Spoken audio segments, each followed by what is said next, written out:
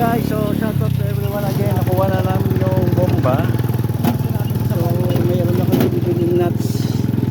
So sana may maabutan pa kaming bukas na bilihan para maikabit ngayon, para mabombahan yung ano, para mapalabas namin yung tubig. So okay na to guys. So pauwi na kami.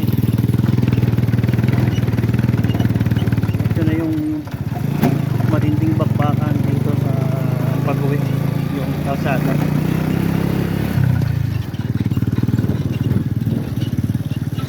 ...2005 yata or 2004 yung puntok na yung guys. So napuntahan ko nung time na yan.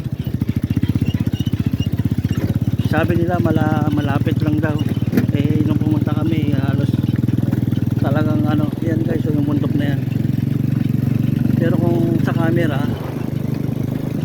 ano yan guys, yan o, malayo.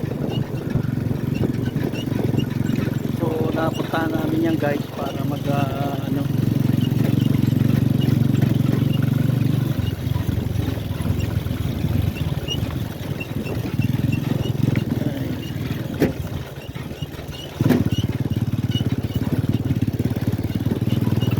so alam ko naman na gagana to kasi okay pa siya yung bomba niya lahat, yung nuts na lang ang kulang. So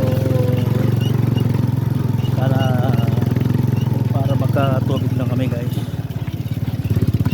So ito yung malapit na daan dito pagka ano talaga guys, magpapasok. Pero dito sasakyan mo pasok, kailangan dito yung tires mo 30 up, 30, 33 mga ganyan, 35 yung Wrangler type na pang buldogan ba.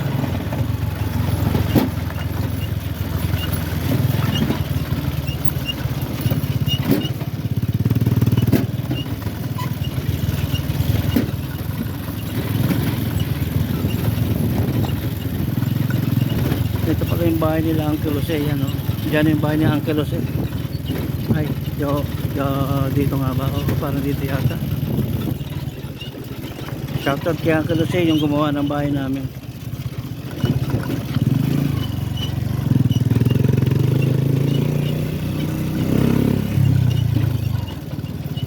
Time check tayo guys is 17:11. So maliwanag pa.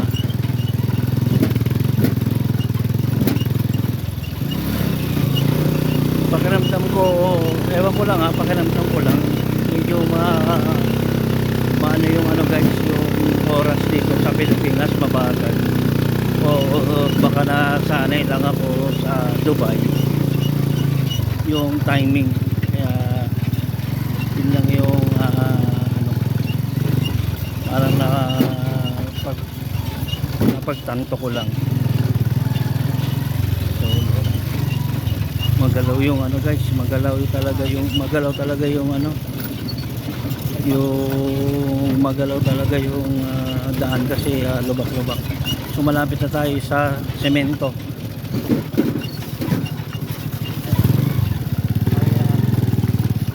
So sa semento medyo okay na yung takbo ng ano natin.